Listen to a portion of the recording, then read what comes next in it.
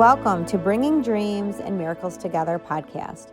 My name is Staci Swiderski, CEO and owner of Family Source Consultants. Today, we are joined by Dr. Melvin Thornton from Global Fertility and our host, Chris Gao, Client Development Advisor here at Family Source. And together, they dive into the important topics for LGBTQ plus intended parents, including egg donation, surrogacy, fertility centers, and navigating the journey as HIV positive intended parents. This episode is a must listen for anyone seeking expert guidance on inclusive and diverse paths to parenthood.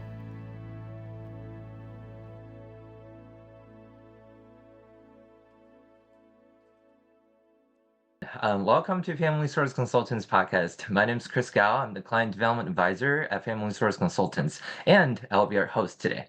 In this episode, we'll focus on the medical aspects of surrogacy and egg donation for LGBTQ plus intended parents. And we have the honor of having a very special guest joining us today, Dr. Melvin Thornton from Global Fertility and Genetics. Hi, Dr. Thornton. How are you? I'm great. Thank you for having me. Really appreciate it. The pleasure is ours, and we're so happy you're able to join us today. So before we jump into the content, can you, just spend a minute introducing yourself and Global Fertility and Genetics to us? I sure can. So first of all, I go by Dr. T. So if you ever see me, call me Dr. T, please. I love it. It's more personable and make people feel comfortable. So I'm always Dr. T. Absolutely. So Absolutely. we're Global Fertility and Genetics, and we're located right in the heart of Manhattan, right on Park Avenue. And we're a full service IVF center in New York City. We focus on third party reproduction, which means we focus on egg donation, surrogacy, sperm donation for all types of clients. And one of the particular interests that we do have here at Global is for the LGBTQ plus community. So I'm looking forward to sharing information with you and do what I can to help those out there start their journey or have questions about their journey, answer questions for them. Wonderful, wonderful. We're so happy you're here to share your expertise and experience with us. I have a list of questions that we received from a lot of LGBTQ intended parents, and I wanted to take this opportunity to address them.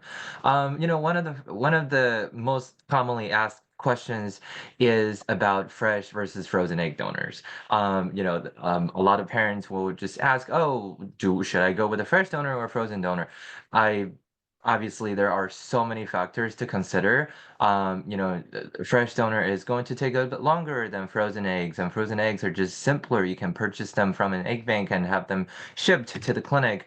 However, cost is also a factor. Some insurance plans will cover fresh donors, but other benefit plans like Progeny may only cover frozen donors. But today I wanted to leave the timeline and financial factors aside. Just medically speaking, do you have a recommendation for LGBTQ plus intended parents if fresh donors or frozen donors work better? Yeah, that's a very good question. It's a question I get every day myself. Should I use Mm-hmm. fresh eggs or frozen eggs? The number one thing to remember is that success rates are the same with a fresh egg or a frozen egg. Okay. Mm-hmm. Mm-hmm. As far as when clients ask me what's best for them, I always go back to how are we going to build your family? What is your long-term goal? And if someone comes to me and they say, you know what, I'm looking to have one child, then I would suggest that they consider using the frozen eggs. Now, the reason why is because egg banks will give you eggs in a certain allotment, usually the allotment of six. Right. And most of these egg banks will guarantee what's called a blastocyst or one embryo available for transfer. Mm-hmm. And the reason for this is because in nature, it takes about 4 to 5 good eggs to make one healthy embryo. So someone's Mm-hmm. coming in and said, I'm looking for just one baby. I'll be really happy. That's it. I would say frozen eggs are a better option because you don't have Mm-hmm. to worry about frozen embryos being left over and things of that nature. Now, someone Right. comes in and I have a same-sex male couple or someone says, yeah, I like to have two, maybe three children. Now we're looking Mm-hmm. at fresh eggs because you want to have more embryos to work, more eggs to work with, have more embryos, particularly if you're a gay couple, you're doing a 50-50 sperm split. Right. But there is a thought out there that frozen eggs aren't as good as fresh. The answer is their success rates are the same. It just depends upon how many children you're looking to have to determine should you use fresh versus frozen. I see. Okay, well, that is very, very helpful. So, thank you for sharing that with us. And, obviously, it is the intended parent's decision and choice, but depending on whether you're trying to achieve, you know, fresh or frozen fresh may be a better option for certain parents who only want to have one child. I'm sorry, frozen may be a better option for certain parents who only want to have one child. Versus fresh may be better for parents who want to have more children just because, you are starting with more eggs in the first place, right? Yeah, I mean, this one other thing to add is that now that's not in every case. I mean, some people can have six frozen eggs and get three or four blastocysts. So, but rule of thumb is that most of these egg banks will guarantee at least one blastocyst. And the one thing that's key to remember is that for couples who are interested in looking at the sex of the embryo, That's the right. egg banks do not guarantee a normal blastocyst, which is disheartening in many cases. They just guarantee a blastocyst. So Right. if you get one or two blastocysts, you do PGT testing, and the embryos Mhm. come back with extra chromosomes and not enough chromosomes, the egg bank will not replace those eggs because they fulfill their guarantee of at least a blastocyst, not a normal euploid blastocyst. So they have to be watch out for that. Right, yeah, that's true. That is also another factor for parents to consider. Yes, definitely. But frozen eggs are the way we freeze frozen eggs now.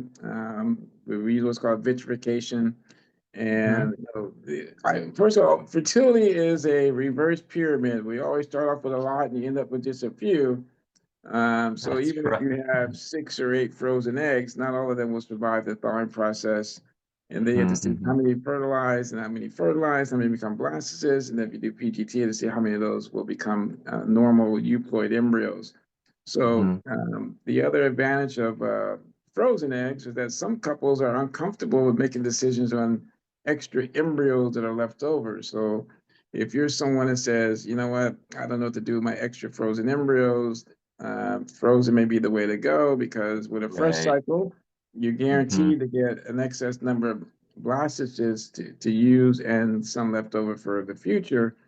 And Right. sometimes a couple will say, "All right, I just want two children, three children," and they still have about four embryos left over, and I have a Mhm. dilemma: what should they do with those embryos? So, a lot of things to think about. Overall, success rates are the same, but then the most important is how do you want to build your family, and then after you decide Mhm. how you want to build your family, then decide upon fresh versus frozen.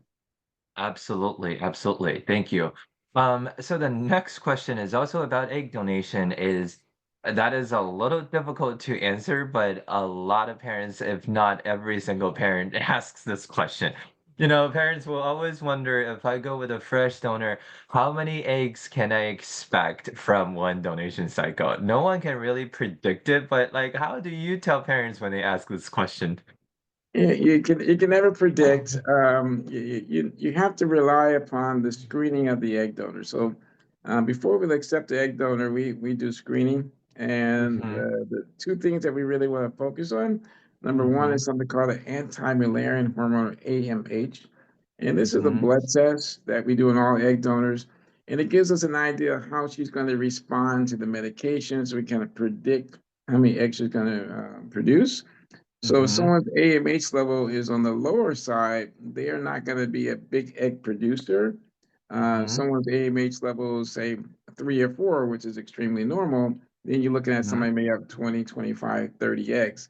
But rule Right. of thumb for a good donation cycle, you're looking at maybe 15 to 20 eggs to work with. Mhm, mhm, But as far as choosing a donor, if you say, I'm looking for a donor who's going to give me tons of eggs, then we want to look at her AMH level and also something called an antral follicle count, which is a baseline ultrasound when she gets her period. And we can mhm. kind of count how many resting eggs are in each ovary and get Right. a prediction of how many eggs she's going to produce.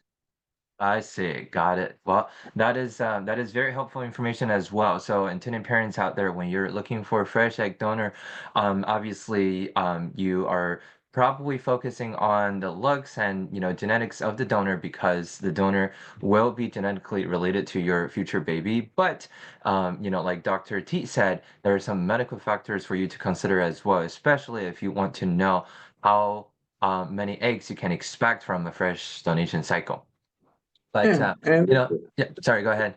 the biggest thing to remember is that it's quality, not quantity. Because sometimes if you get too many eggs, you may compromise the quality and you put the donor at risk Mm, for something called ovarian hyperstimulation. So right.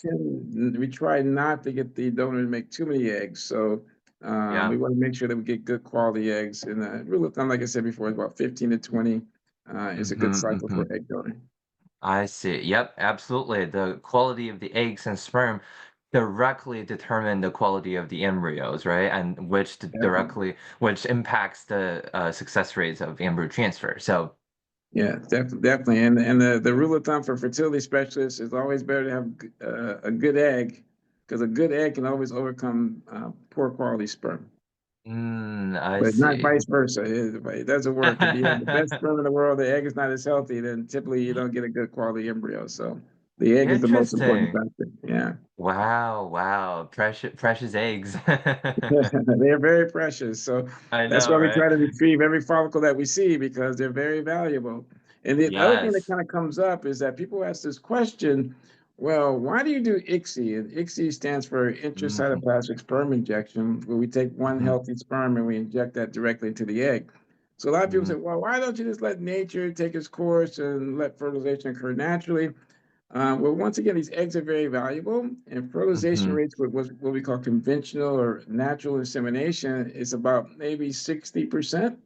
mm-hmm, Whereas with the ICSI, you're looking at about 80 to 90% fertilization rates. mm, So just by doing natural selection with the sperm and the egg, you're going to end up with less embryos to work with compared to doing the right. ICSI, get more eggs that are fertilized, result in more embryos. So Mm-hmm. the egg quality is really, really important, but also, the technique that we use to get the egg to fertilize can also help you maximize the number of embryos you get. Right. I am so grateful for the modern technology that is just I think it's just so helpful in so many ways to help these intended parents have the best chance of success.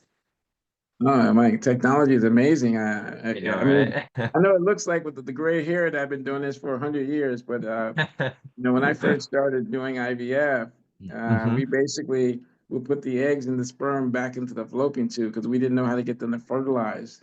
But then we Wow. figured out how to get them to fertilize in the laboratory, but then we didn't know how to get them to grow, so we would put them back right away. And back then, we would put back sometimes 3 or 4 embryos, sometimes up to 6. But Wow. technology progressed to where we're using blastocysts. We can identify the best quality embryo, Yep. reduce the number of embryos that we transfer, and then test the embryos to make sure the chromosomes are normal. And that's why you Yep. see a lot of recommendations, particularly if you're working with a surrogate and using Mm-hmm. an egg donor. The recommendation is to transfer one embryo. And by Mm-hmm. transferring Mm-hmm. that one embryo, it gives you the same success rates if you were to put in more than one embryo, but it Mm-hmm. reduces your risk of twins down to about 1 to 2% because an embryo can split and get identical twins. But if you put in two, it doesn't improve your pregnancy rate. It just increases your twin rate to about 40%, not 100%, because some people do want twins. Yep. And a Yep. lot of a lot of clinics nowadays refuse to put back two embryos because it's safer for the surrogate to put back one. Mm-hmm. But if even if you put back two, the twin rate is about maybe 40 to 50%. I see. Wow. I truly, truly look forward to seeing what is to come with the newer technology in the next 5 to 10 years. I really do think there will be a lot of new um, breakthroughs in the next 5 to 10 years. We'll I'm see. hoping so. I know so.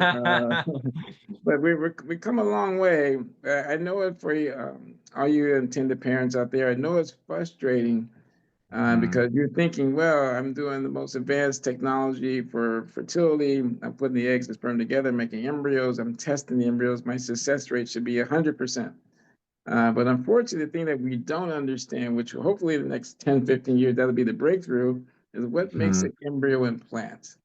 That we don't Mm. understand right now. We know how to create an embryo, look at the embryo, Mhm. we grade the embryo, We can see if it's a boy or girl. We can see if it has the Right. right chromosome numbers, but we just don't know what's the mechanism that's going to make it an implant.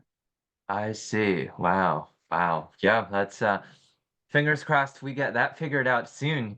Yeah, that's going to be the Nobel Prize. So whoever figures that out there, you're going to be a Nobel Prize winner, and Wow. you'll be able to help everyone get pregnant when they want to get pregnant, and it's going Mhm. to be amazing times. And then I could take more vacation at that point in time. If I put an embryo in, I Yes. say, oh yeah, I see you when you're 10 weeks pregnant, right?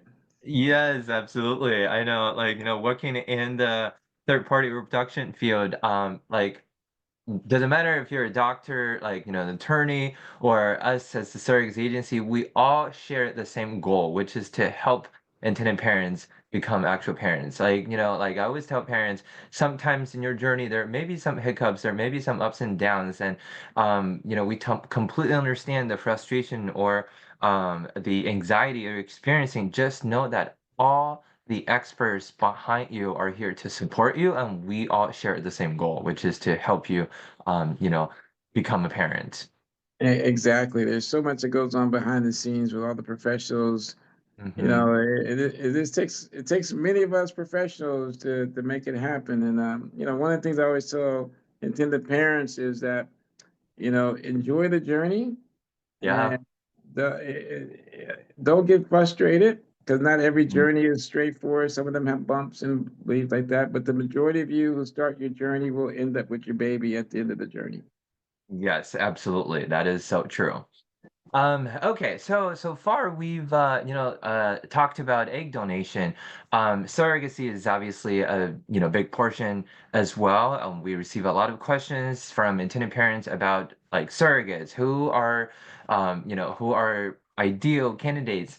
So a lot of parents will just ask, how do I know my surrogate is a good candidate? Like, from the agency's perspective, before we share any surrogate profiles with the intended parents, we'll have completed the pre-screening of the surrogates already, which includes hours and hours and hours of education with the surrogate to make sure she understands her responsibilities and rights, as well as the big commitment she's about to make.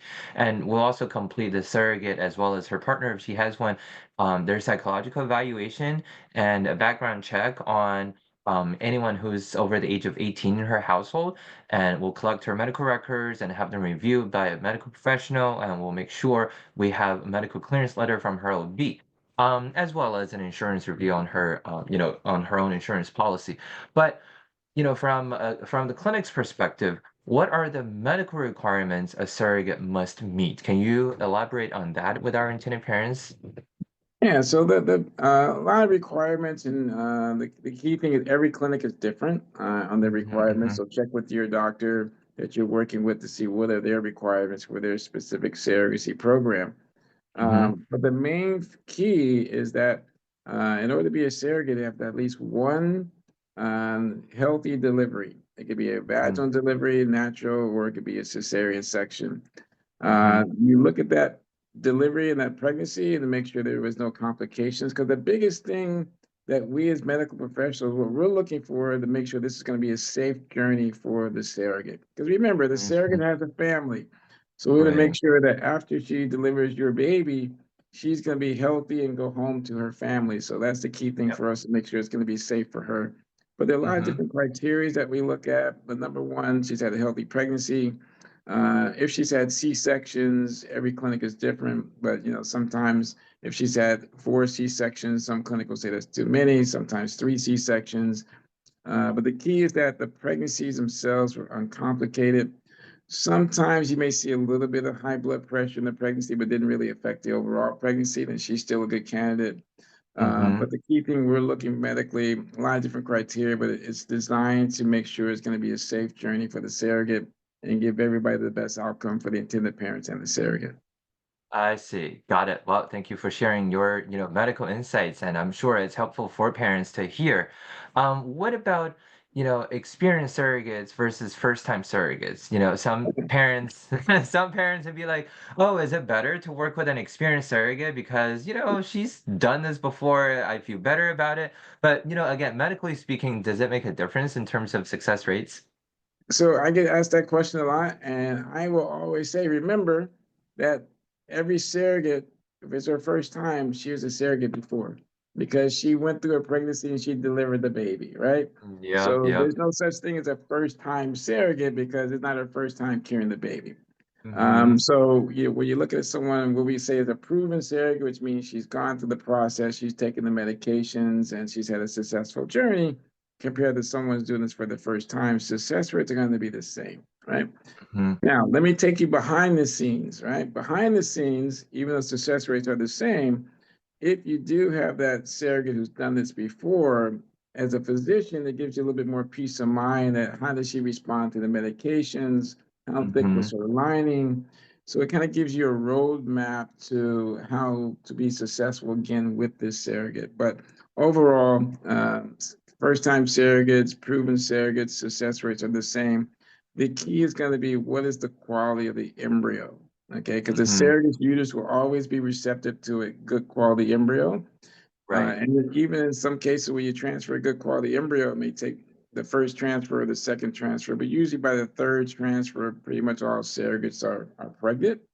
Mm-hmm. First time surrogates are proven surrogates. So I think it gives a lot of intended parents some peace of mind, knowing the surrogate's done this before. But as far as physicians go, we look at a first time surrogate as it's just the same as a proven surrogate.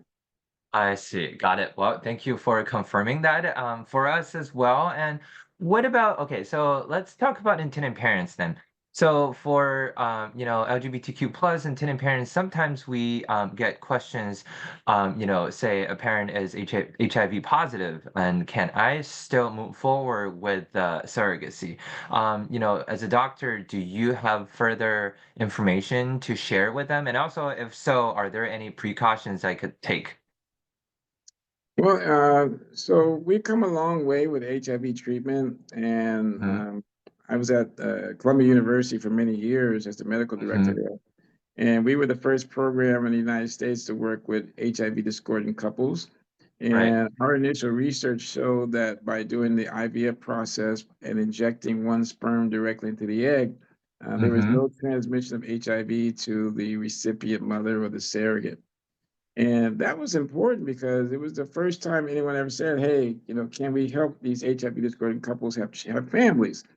And back right. in the day when we did this in the late 90s, early 2000s, viral loads were very high, CD counts were very Mm, high, all the numbers, there was no criteria that we excluded some with.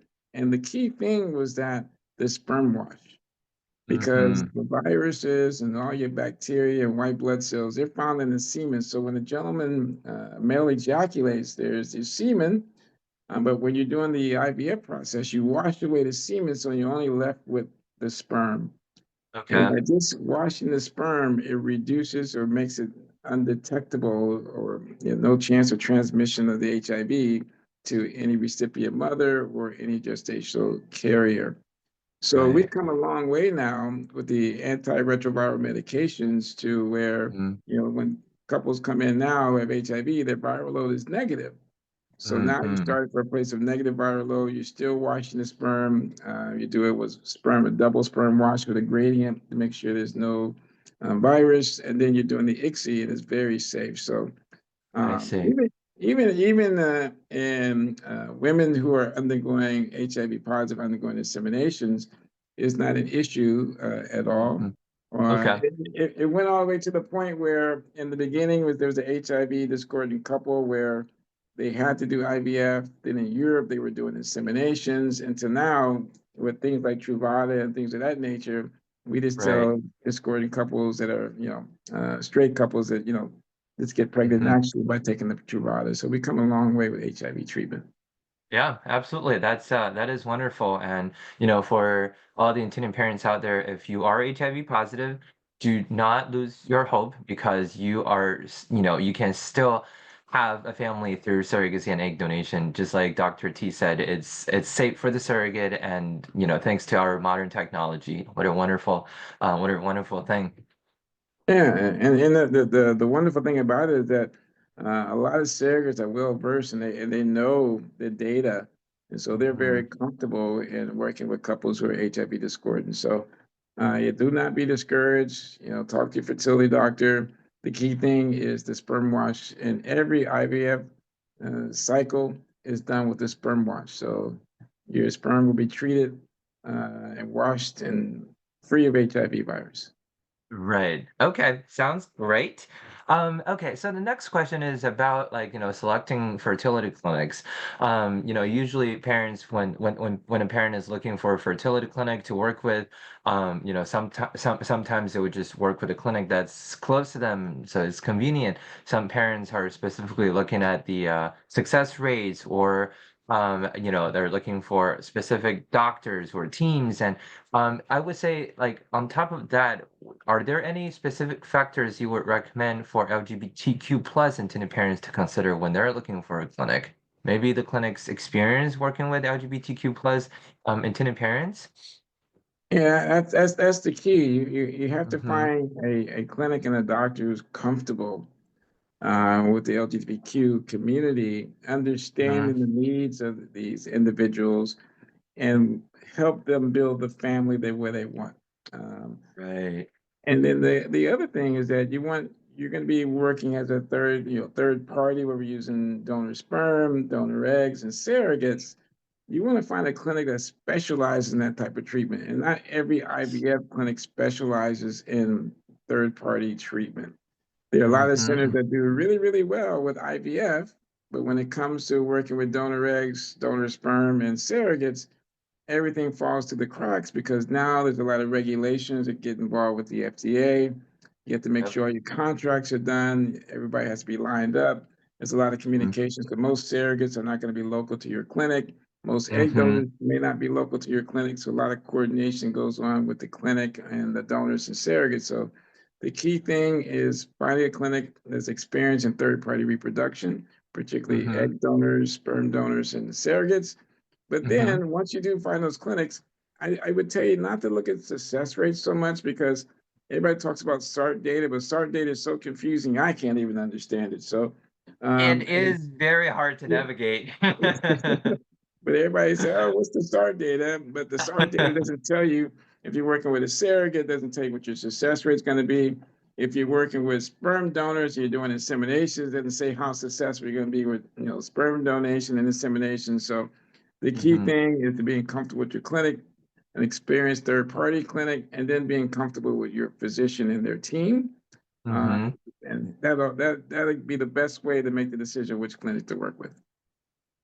Great. Thank you so much for your advice. Okay, so let's assume the eggs and sperm are both high quality, so the embryos are high quality. What is the average success rate for each embryo transfer? All right, great. So let me explain high quality first of all, because everybody's Yes, perspective of please. high quality is completely different. Mm-hmm. So a little science, but I won't bore you. So in order for an embryo to implant, it has become a blastocyst. And a blastocyst is an embryo that has over 100 cells, and it's divided into two parts. The part that becomes the actual baby called the inner cell mass, and then the outer Mm-hmm. part that becomes the placenta. So Mm-hmm. every IVF clinic, the embryologist, they will grade your embryos. And we really did a bad job 30 years ago because we started grading things A, B, and C. So anytime you Mm, grade something A, B, C, people go back to when they were in school. Oh my God, my right. embryo is a B grade. It must not be Yep. healthy. Yep. But don't think like that. We grade these embryos based upon it's a subjective. The embryologist looking Mhm. underneath the microscope. And in many Okay. cases, when an embryologist grades it as an A grade and they send it for testing for PGT, the PGT could be abnormal. So it tells you that the grading is not the most important thing. And then Mm-hmm. you have to I get into see. the factor that everybody wants an A grade embryo because they think that's the best, but the majority of babies in this country and around the world are from B grade embryos. Now you probably say, well, that doesn't make any sense. Well, the reason why is because remember when you were in school and you had that professor, you wrote the best term paper of your life, and you said, I knew this was a worthy of an A, and you got a B Mm-hmm. plus.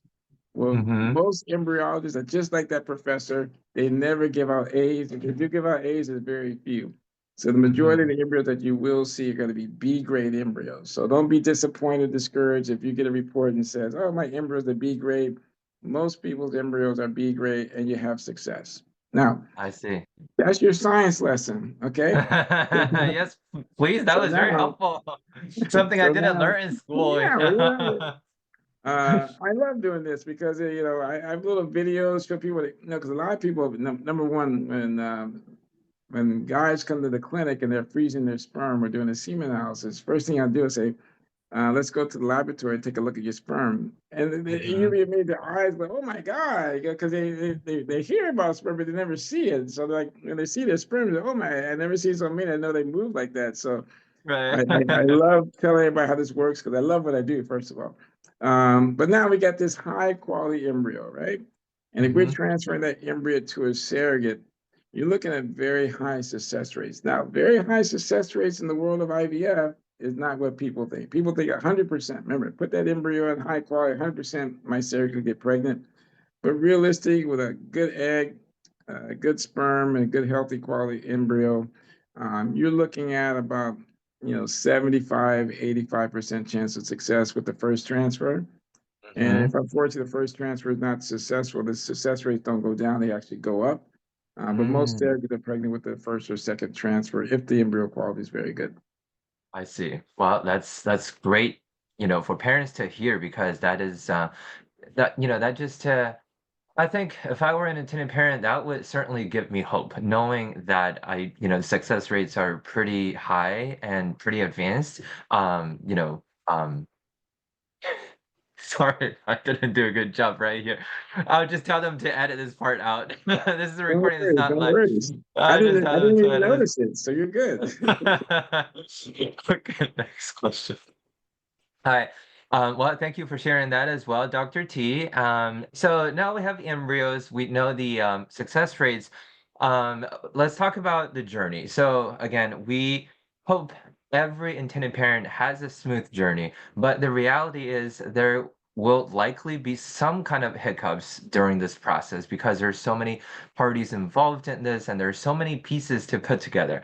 What are some of the common, hiccups that intended parents can expect and prepare themselves for in advance? Yeah, I mean that's it. That's to say, the journey. Enjoy the journey. Up bumps and always a bump in every journey. Some of the Mhm. bumps you see right away. So a lot of times couples make their minds up. Hey, you know what? We're ready to start a family. We want to work with an egg donor and we want to work with the surrogate. The first step in every journey is to do a sperm analysis. This to make sure you have enough sperm that can be successful in the journey. And you want to do this early on because if the sperm count is low, which you can see in 40% of men who are not even trying to get pregnant, it gives you enough time to see a urologist to see if there's something that you can do to improve the sperm count. So now you get a better sperm count for your journey. Some of the things are pretty basic. I see a lot of guys come in and they're not like, they don't want to get like me and have no hair. So they're taking things like Propecia and all these hair products. And these hair products that you may take to get a nice full set of hair actually does affect the sperm. So look at the medications that you're taking before you start your journey. Talk to your physician who's prescribing that medication if you're taking any to see if it does affect sperm. Get that Mhm. sperm analysis, and then if the sperm analysis is normal, now you're going to improve the quality of the sperm. The way we improve quality of sperm is by taking a good multivitamin. Anything contains zinc, selenium, vitamin E, Okay. vitamin C. Okay. And fish oil is a good way to keep the quality of the sperm very high. Ah. Other things that can happen. I mean, everything can happen from A to Z in a journey, but just be prepared. But always rely upon your clinic and your team to kind of guide you through, and do not get discouraged. You can have the perfect egg donor and everything looks great. Their screening is wonderful.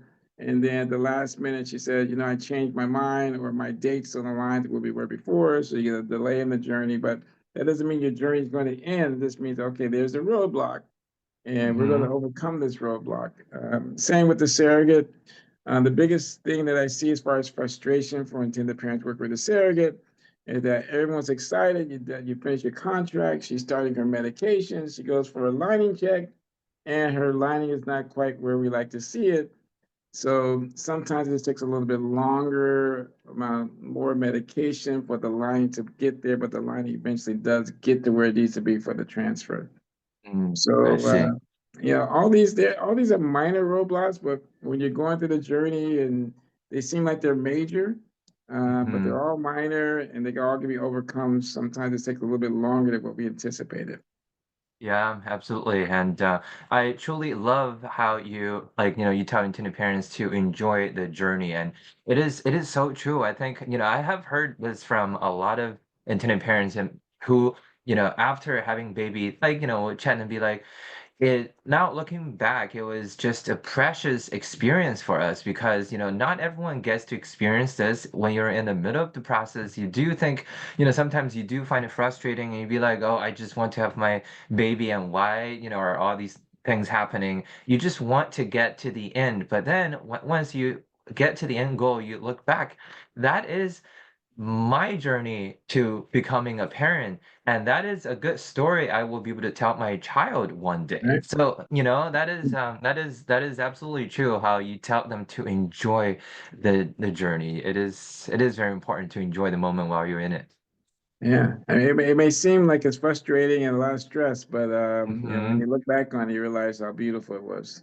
Right? Yeah, and I like sometimes I tell them it's like raising a child. Sometimes there will be frustrations or when your child becomes a teenager, it's probably going to get really rough. But then once they become an adult and moves out of your house, you start to miss those times, right? Trust me, those teenage years, they do get rough, but they are, they lose their minds for a few years, but then they all come back to normal. So Yes, absolutely, absolutely. those are Um, also precious times when they're losing their mind as a teenager, right? Exactly. That is true, like you only get to experience that with that specific child once. Once they're old enough, they move out of your house, you can't have that time back anymore. You can't. I'll give you this little quick aside. I was out to dinner the other day, and there's a couple, and the baby's probably maybe like 18 months or so. Just find his way walking, and the baby like was walking around and came over to our table, and the parents, oh my God, I'm so sorry. I said, don't be sorry, because one day you're gonna wish this day was happening all over again. Because when they grow up, you're gonna say, I wish you were that age again. So always Absolutely. enjoy it. Always enjoy Uh, it. Thank you for sharing that cute story. That is lovely to hear. Okay, so yeah, we unfortunately will have to come to the end of our webinar or podcast today. But before you go, I do have another question for you. All Any right. advice you have for LGBTQ plus couples and individuals out there who are interested in becoming a parent via surrogacy and egg donation? One more time. I didn't hear the beginning of the question. I'm sorry. Your advice, just your Oh, advice for, yeah, your advice for the LGBTQ plus intended parents out there. yeah. My advice is, like I said before, enjoy it. You have Mhm. it's an amazing time because you have control over how you want your family. All right. You may want one child, you want two children, you want four, you may want four like I have, which is the best thing in the world. I tell you, I have at least four kids, right? You may want twins. You may not want twins. If you're working with an egg donor, sperm donor, you want to find the one that best fits what you're looking for. And look beyond the physical characteristics. Look at the person inside. Say, is this the kind of person that I would want to be the biological mother of my child, or the biological sperm father of my child? Look Right. beyond the basics and enjoy everything and ask questions, as many questions. And there's no such thing as a silly question, or maybe I shouldn't ask that questions. Always ask questions because they give you insight on everything you're going through. I see. Well, thank you. Thank you so much, Dr. T, for joining us today, for sharing your knowledge and your experience with us and your advice as well. And I am sure intended parents out there are extremely appreciative of, what you've shared with us today. And thanks again for joining us. And thank you everyone for listening and watching us today. I hope you find it helpful. And if you do have any questions about surrogacy or egg donation, please feel free to reach out to us, Family Source Consultants, or Global Fertility and Genetics. And Dr. T is extremely experienced and so willing to help everyone who's in need. And thank you again, Dr. T. We'll see you next My time. pleasure. And good luck to Okay. everyone out there. Yes. Thank you. Bye bye. Bye bye.